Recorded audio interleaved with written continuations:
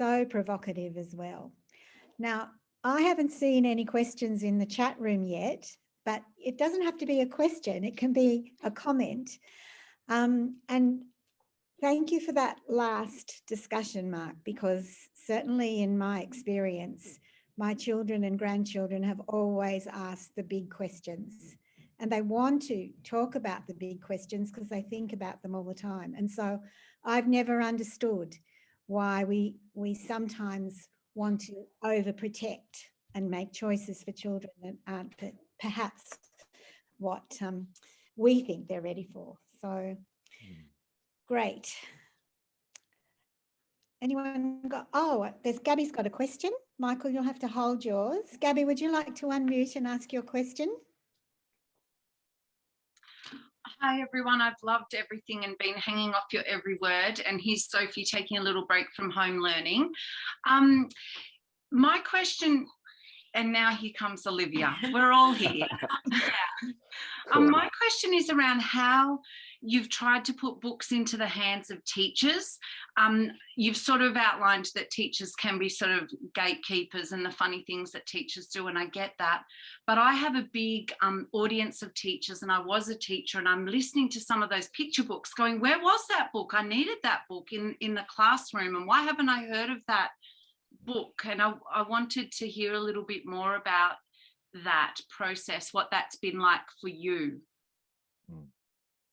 I think that our problem is the smallness of the staff, and the fact that we're sort of stretched across too many things, and so it's a slow process getting books into the hands of as many people as possible. We have a regular distributor, but we're hoping that that with Robin's help, that the news will be spreading a little bit further about Dirt Lane Press books. So many people say, I haven't seen that book. There are so many reasons for it. I in fact started interviewing teacher librarians to say, you know, how can we get into this, how can we get these books into school libraries? What can we do? Like, should we have a seminar for teacher librarians or something? And she said, quite frankly, it's to do with their budgets, and it's the principal rather than the teacher librarians. And so it's actually the principals that we have to approach and convince. All of which is a huge task, massive task. You know, there are people who devote entire businesses to being education distributors. Mark, do you have probably more? Yeah, I agree with what Margrete is saying. The area of most challenge for any voluntary organisation I'm involved with is publicity and marketing.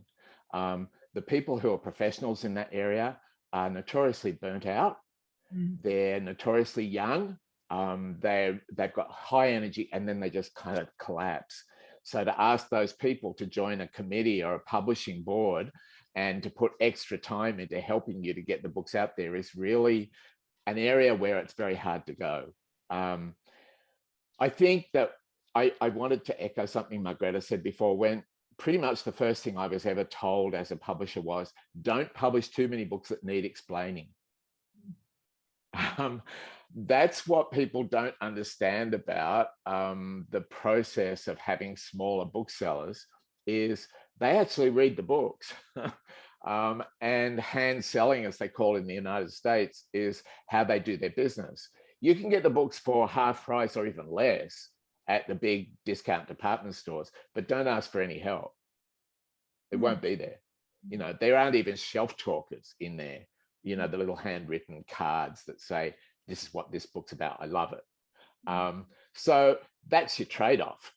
In order to get your books out there, you know, even again, I mean, Margrete at zero income has been working pretty much 24/7 to try and generate knowledge and interest in these books right from the beginning. It's hard.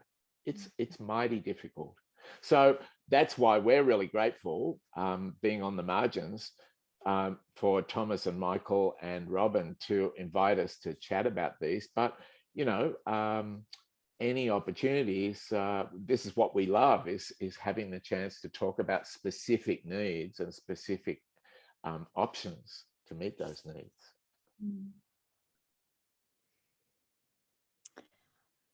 Yeah, well, I do think it's all of our responsibility to find ways to get the news out, because in my experience, word of mouth is really important for lots of teachers as well as librarians. So I think that's a really important thing for us all to do. I think, do you remember the term from the 1990s, a whispering campaign, where it was found that often marketing really worked by paying or engaging somebody to kind of gossip in public about some book? And certainly, again, my book selling experience tells me that if somebody was talking loudly about a book in a shop, inevitably someone would come up after them, not showing too much interest, because, you know, didn't want to be a follower, but they'd sort of whisper to you, what was that book she was talking about? And they'd buy it, you know. So there are lots of ways in which you can kind of do that, but that's pretty intense personal work, you know, to do that on no funding. So yeah, there are really interesting challenges there, I think. Yeah. Yeah, because Gabby, we want these books in every school library, because what we have done is we worked very briefly with an organisation called Cool Australia. I don't know if as a teacher you're familiar with them. Well, you could look them up. They set up as it's a not-for-profit, and he wanted to kind of promote environmentalism and whatnot. And they've never promoted books, and it costs a lot to get your pet project put into the curriculum. But what they do is they develop a huge curriculum from K to 12, put it online, and it's free for teachers to access. So often it's about issues. But they thought they'd try it with books. Unfortunately, he convinced us to allow the teachers to download the PDF of the book. So of course nobody bought the book, and the deal was that, you know, people would buy the book, and then we would give a percentage to Cool Australia, and then we'd also get some income. So yeah, I think we sold a dozen books over the last 6 months through that channel. So that was our attempt to get to teachers. So the teachers, a lot of people are aware of us, but I mean, you're the teacher, and you know that you are as overwhelmed and overworked and as drowned in paperwork and protocols as we all are in all our areas. And it's sort of, we're all in these wells, separate wells, kind of kicking and screaming and hollering, trying to get the sound to go up and down into the bottom of the next well. I don't know how to do it. The internet is supposed to solve all this, but the internet is so clogged, and people are completely screen weary. So well, I'm just taking them out there, talking to people, and if someone's happy, they're happy, and I'm happy. One of the things that we did in desperation, but with a good heart, was to instigate a book drop, which was going to be The Dream Peddler and also Winter of the White Bear, as two very provocative books and very, very relevant to the community.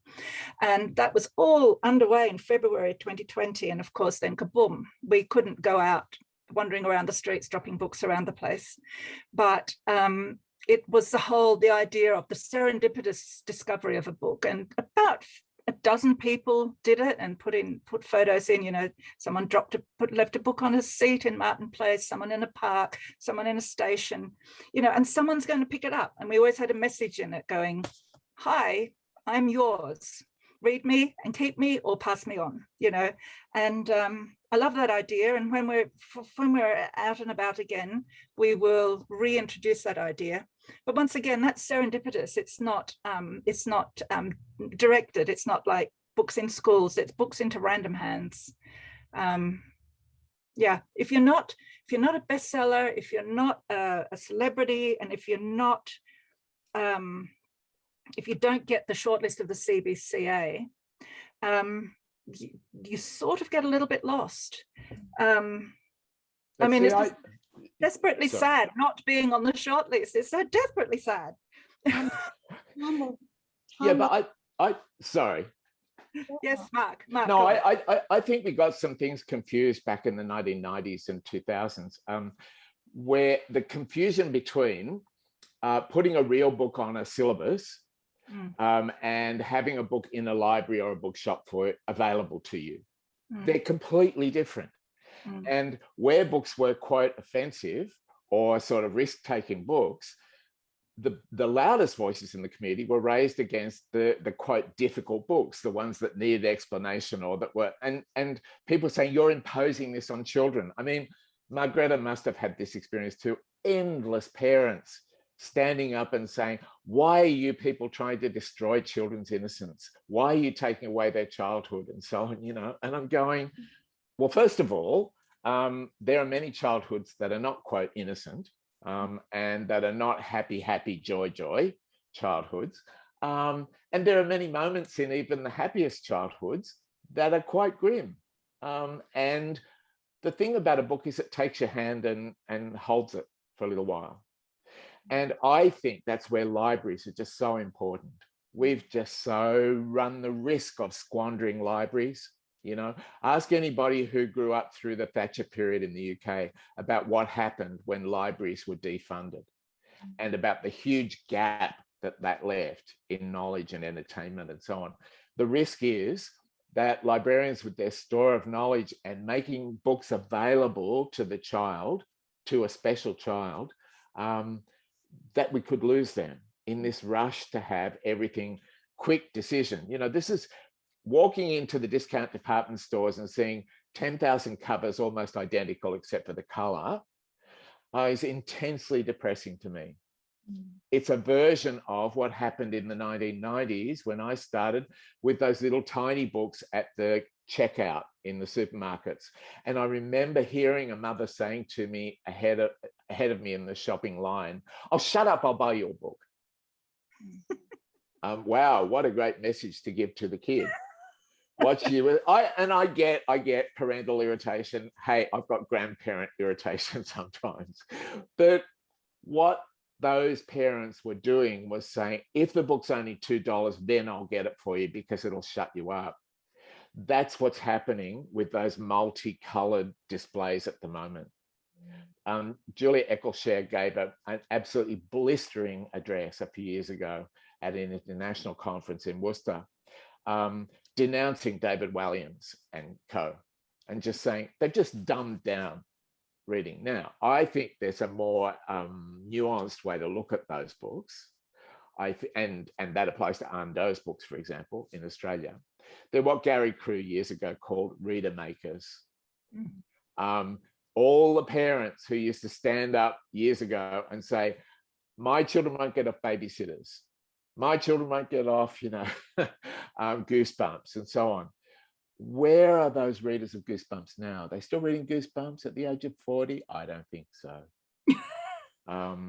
So unless it's a secret vice and we're all entitled to those. I think we get too worried about those things, but I do think that the less space given to the individual child, the more our children suffer in general. Well, we're almost out of time, but Emma, I'm wondering if you would like to ask your question.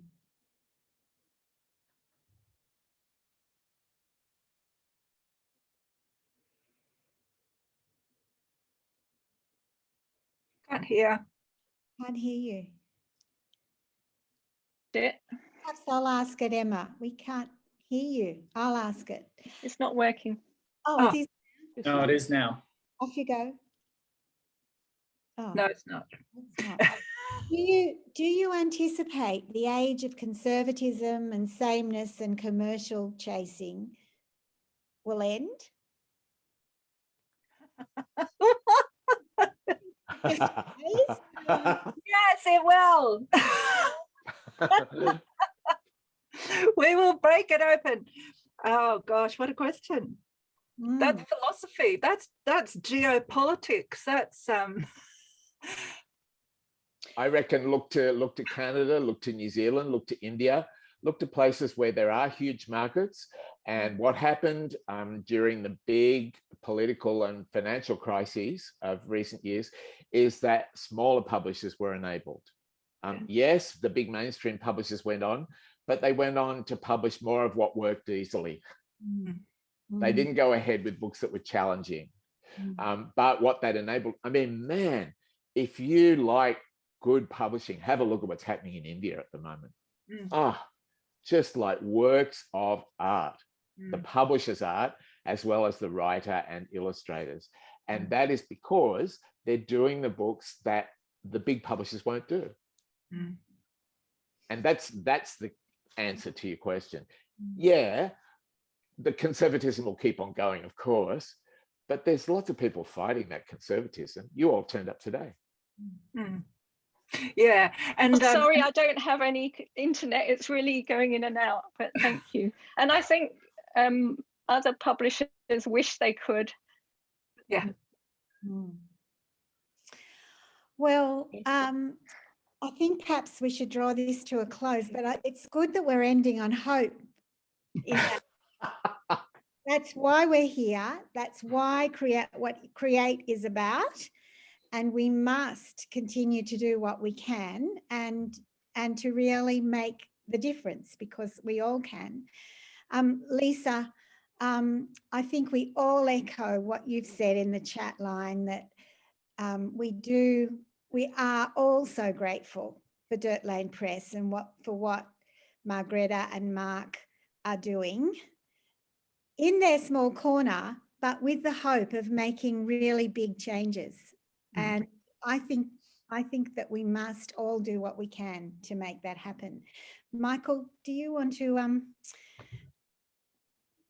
say something? No, I just think it's been a really fabulous and slightly different kind of conversation, which is really exciting. And I think the kind of spirit of independence and provocation, which has come through the books and comes through the work, is really welcome, especially in a time when we're all kind of retreating into conservatism. Not we're all, but some of us are.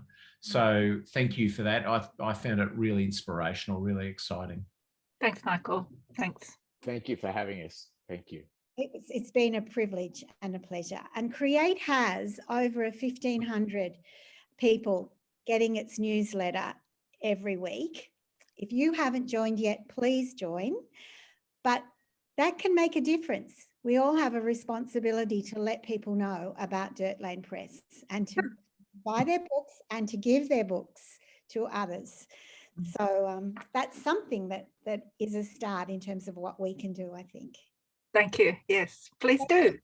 Thank you so much, Margrete and Mark. It's been wonderful. Thank you, everybody. Thank you. Thanks. Bye-bye. Thank you.